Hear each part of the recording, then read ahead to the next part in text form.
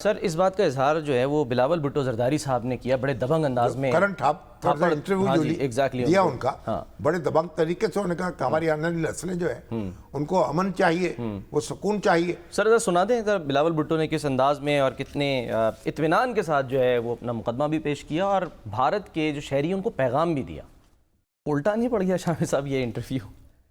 बिल्कुल किस देखे मकसद के लिए लिया और वहाँ पर नहीं, करंट ठाकुर जो है हाँ।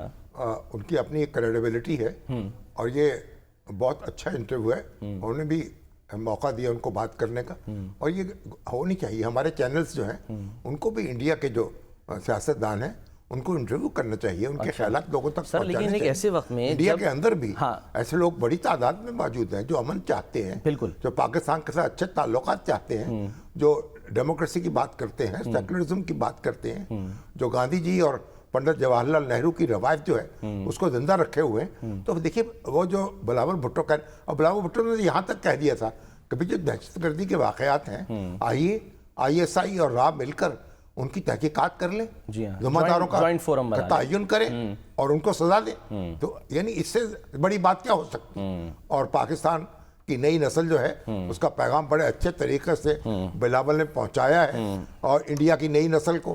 और ये मुस्तकबिल जो हमारा है वो पाकिस्तान कोई लड़ने भिड़ने के लिए नहीं बना था, पाकिस्तान क़याम अमन के लिए बना था। हमारा ख्याल था कि जब दोनों कौमें जो हैं उनके तकसीम हो जाएगी, दोनों कौमों को अपना अपना मुल्क मिल जाएगा, तो फिर उसके बाद वो आबरूमंदाना तरीक़े से एक दूसरे के हाथ में हाथ डालकर आगे बढ़ेंगी।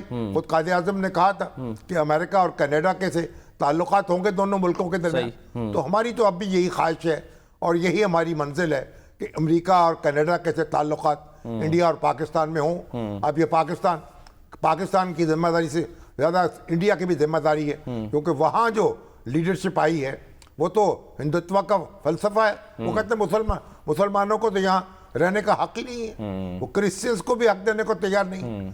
तो वो तो एक इंडिया जो है बिल्कुल पाकिस्तान में तो किसी शख्स ने आज तक ये बात नहीं कही। हमने ये कभी नहीं कहा कि पाकिस्तान क्योंकि मुसलमानों का मुल्क है, मुसलमान अक्सरियत का मुल्क है, इसलिए जो गैर मुस्लिम यहाँ नहीं रह सकते। गैर मुस्लिम हमारे सराखों पर हमारे भाई हैं, हमारे झंडे में सफ़ेद रंग जो है उनके वजूद का एहसास दिला रहा है। सिख हों, हिंदू हों, क्रिश्चियन हो, वो सारे उनके बराबर के उनको हकूक हासिल है। उनके साथ कोई ज्यादती होती है पूरा मुल्क खड़ा हो जाता है। तो पाकिस्तान जो है वो पाकिस्तान का जो पैगाम है वो फिरका वारियत नहीं है, वो अक़लियतों को की ज़िंदगी जीवन बनाना नहीं है।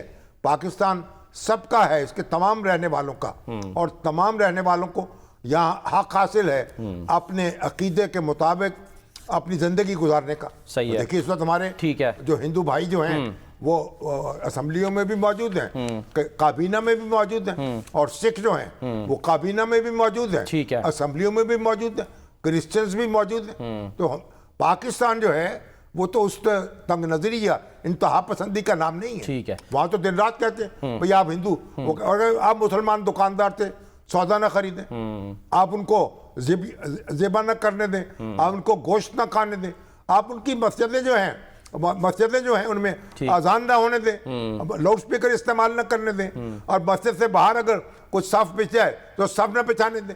ये सारे काम इंडिया में हो रहे हैं ना, पाकिस्तान में नहीं हो रहे।